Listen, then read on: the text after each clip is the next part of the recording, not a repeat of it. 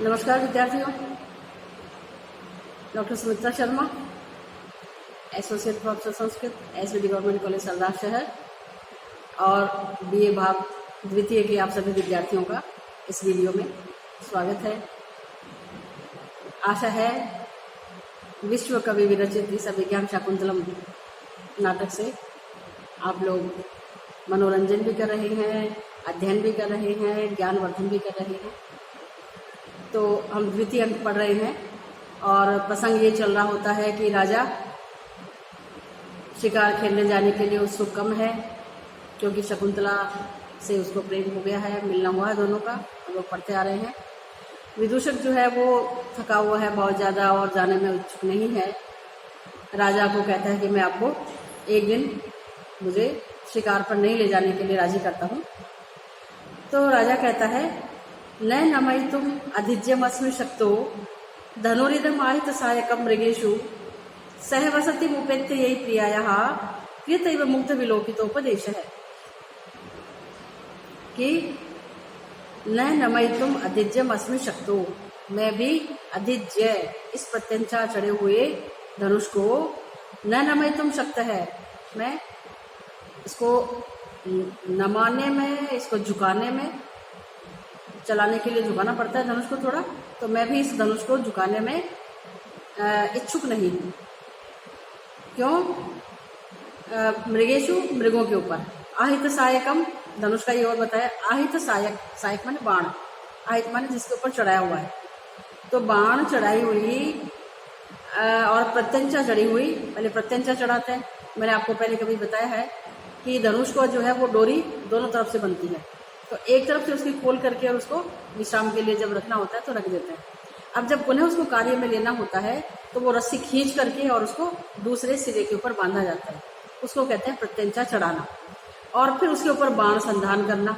और बाण कहाँ रहते हैं? यहाँ पर तरकस बांधा जाता है, तरकस में से बाण खींचता है व्यक्ति और उसको धनुष के ऊपर संधान करते हैं।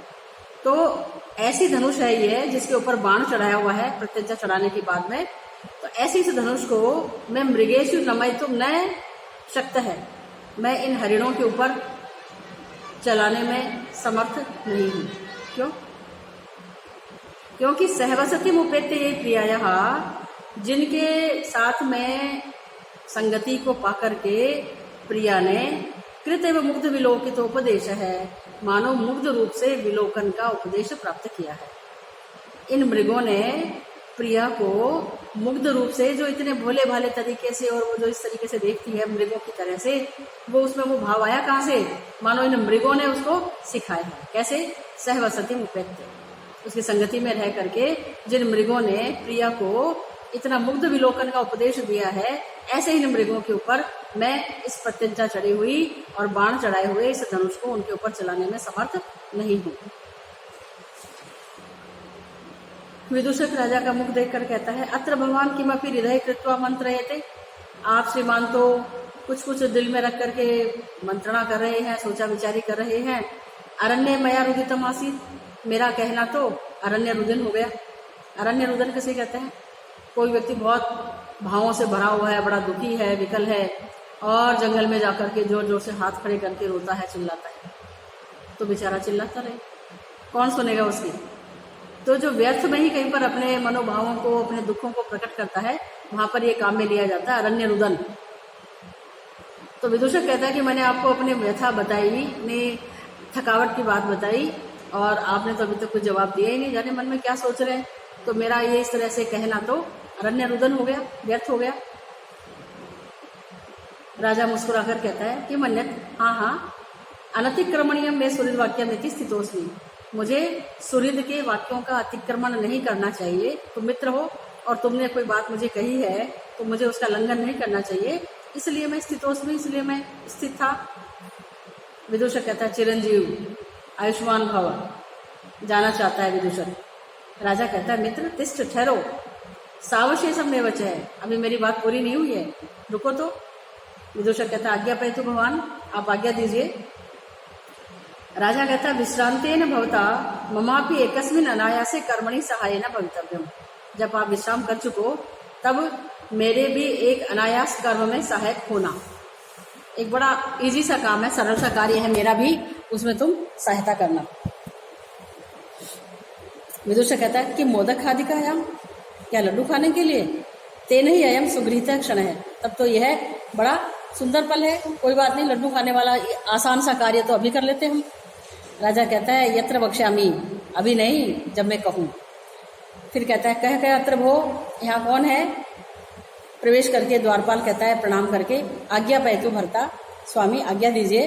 राजा कहता है रेवतक सेनापति स्थावद आहूयताम, जरा सेनापति को तो बुलाओ।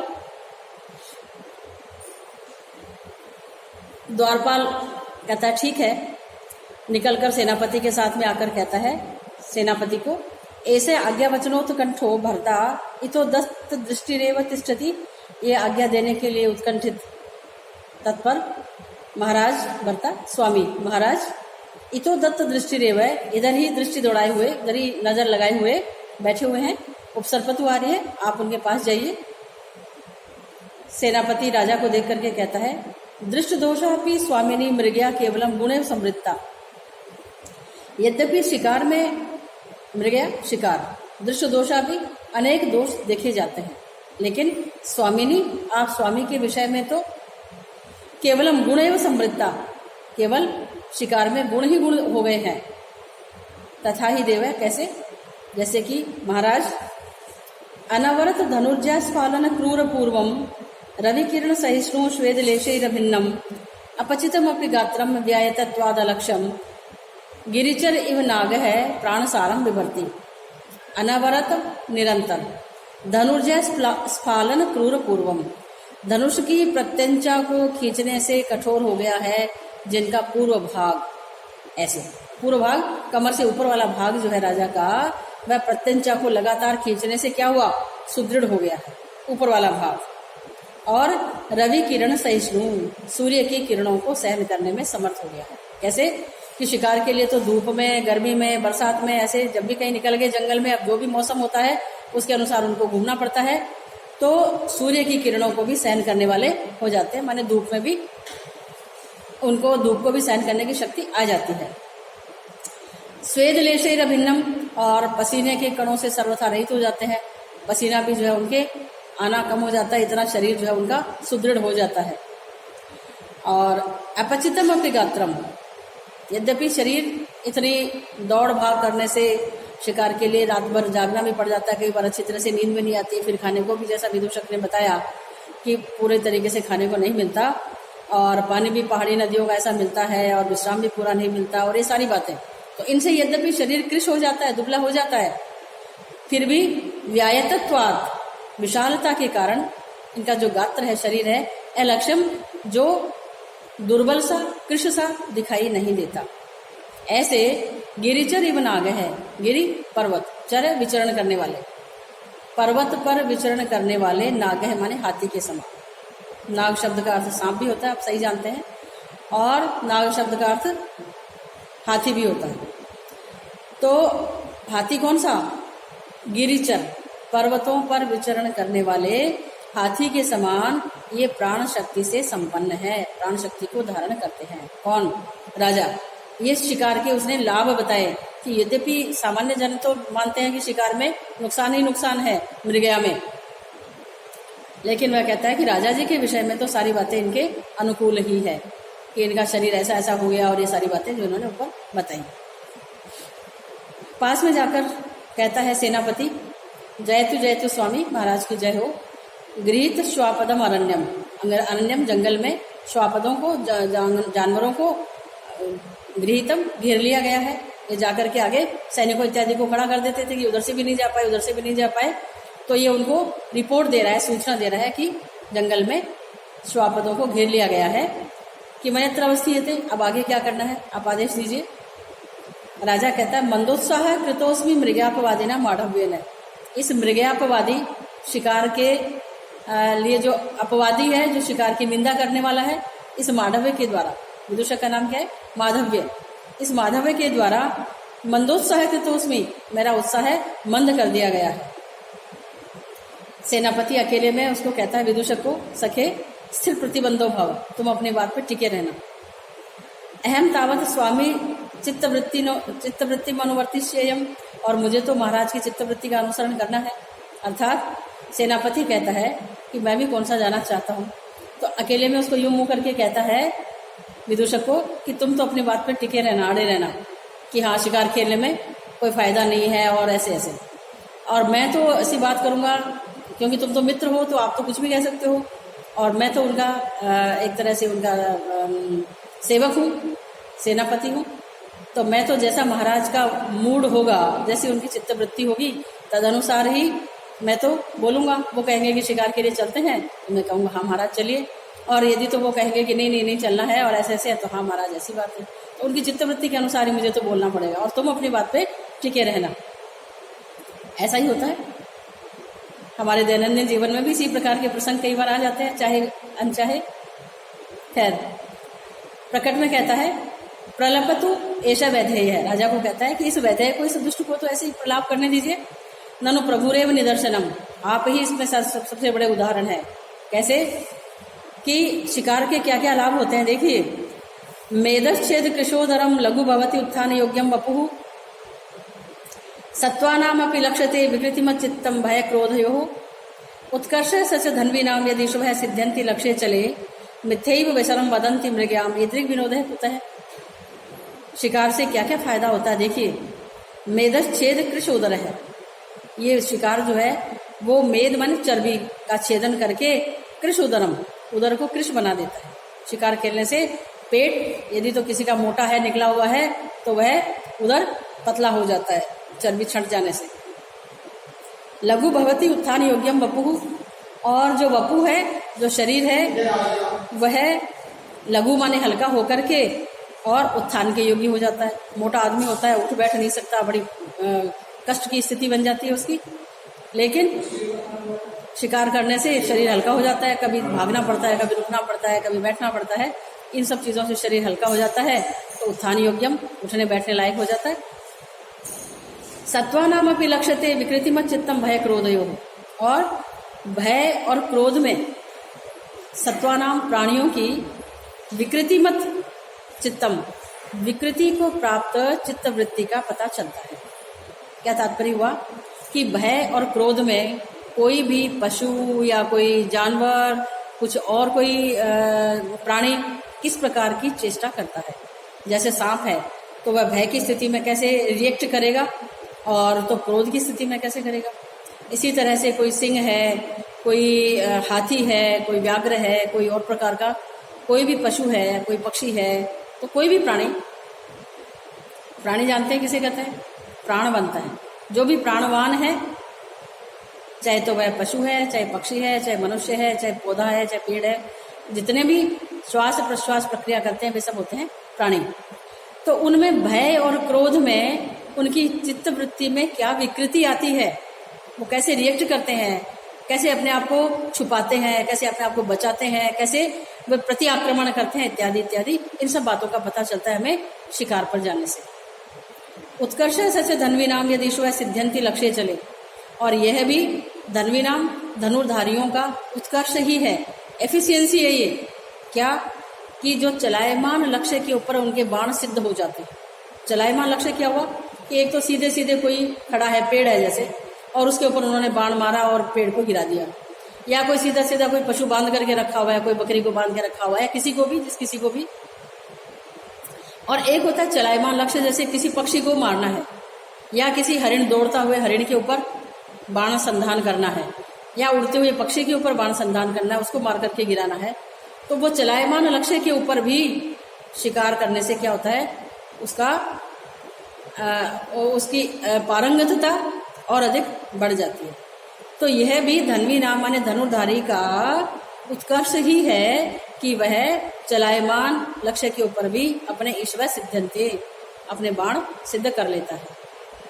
मिथ्यैव व्यसनम वदन्ति मृगयाम, आगे कहता है कि लोग मृगया को, शिकार को मिथ्या ही, झूठे ही व्यसन कहते हैं, बुरी लत कहते हैं। ईदृग विनोद है कुतः है, इस प्रकार का मनोरंजन और कहा, जिसमें मनोरंजन का मनोरंजन है और मारने के बाद पशु भी आ जाता है मांसाहार करने के लिए, और इतनी सारी एफिशिएंसी भी बढ़ जाती है, शरीर हल्का फुल्का और सारे फायदे ही फायदे। तो ऐसा कहता है सेनापति राजा को। विदूषक सरोषम, थोड़ा क्रोध में सी कहता है सेनापति को, अपे ही रे उत्साह हेतु, अरे उत्साह बढ़ाने वाले तुम दूर हटो।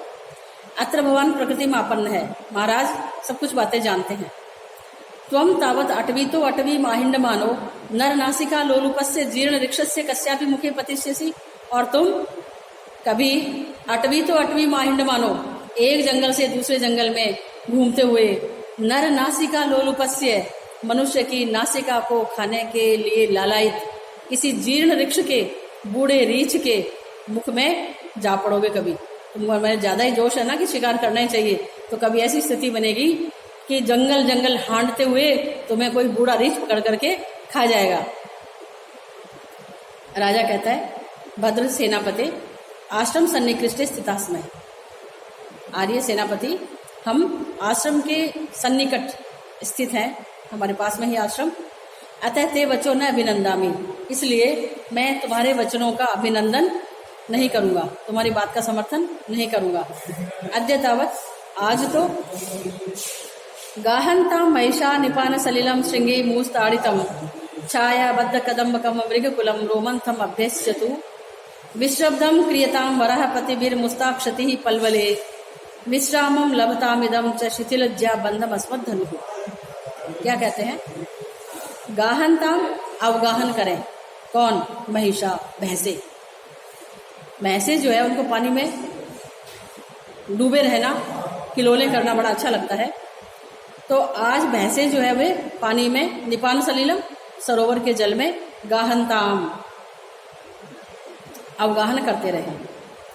और श्रृंगे मुंह ताड़ितम, और सींगों के द्वारा बार बार पीटे गए निपान के जल में ये महिषा जो है, भैंसे जो है वे अवगाहन करें। सरोवरों में जो पानी भरा हुआ है उसमें वो डुबकी लगाते रहें, उछलते रहें, सींगों से आपस में भिड़ते रहें, इसी प्रकार से करते रहे। आज हम उनको नहीं मारेंगे, उनको विश्राम करने दो, मस्ती करने दो। छायाबद्ध कदम्बकम मृगकुलम रोमंथम अभ्यस्यतु, और मृगकुल जो हरिणों के झुंड पेड़ों की छायाओं में, बद्ध कदम्बकम जो अलग अलग झुंड बना बना करके जो रह रहे हैं, एक झुंड है लेकिन अनेक झुंड है, कहाँ? छायाओं में, पेड़ की छायाओं में। उनको रोमंथम अभ्यस्यतु, उनको आराम से जुगाली करने दो। विश्रब्धम क्रियताम वराहपति वीर मुस्ताक्षति पलवले, और जो वराहपति हैं, बड़े बड़े सुअर हैं, उनको पलवले माने जलाशयों में, मुस्ताक्षति क्रियताम, वे भी निश्चिंत होकर के और मुस्ताक्षति करें, मोथा घास को खाएं आराम से। बड़े बड़े सुअर भी क्या है कि जलाशयों में अपनी मर्जी से क्या करें? मोथा नामक घास को खाएं। और विश्रामम लभताम इदम च शिथिल ज्या बंधम अस्मत् धनु, और ये हमारा धनुष भी कैसा? शिथिल ज्या बंधम, शिथिल कर दी गई है प्रत्यंचा जिसकी, ऐसा ये हमारा धनुष भी विश्रामम लभताम, विश्राम को प्राप्त करे। ये भी आज हमारा धनुष भी आराम करे। आज हम शिकार पर नहीं चल रहे हैं, भले ही तुमने कितना भी हमें समझाया कि फायदे हैं, लेकिन चूंकि हम आश्रम के निकट हैं तो ये तो उसके कहने की बात है, और मन की बात तो यही है कि वह स्वयं भी जाना नहीं चाहता है, उन हरिणों के ऊपर बाण चलाना नहीं चाहता है शकुंतला के कारण से। तो आशा करती हूँ आप लोग पढ़ रहे हैं, और इसमें नीचे भी सब कुछ हिंदी अनुवाद वगैरह दिया हुआ है, और मेरे से पढ़ने के बाद में आप लोगों के लिए बहुत सरल ये आपको ग्रंथ लगेगा। हमारा ये जो नाटक है बड़ा ही रोचक, मनोरंजक, ज्ञानवर्धक। तो धन्यवाद बच्चों।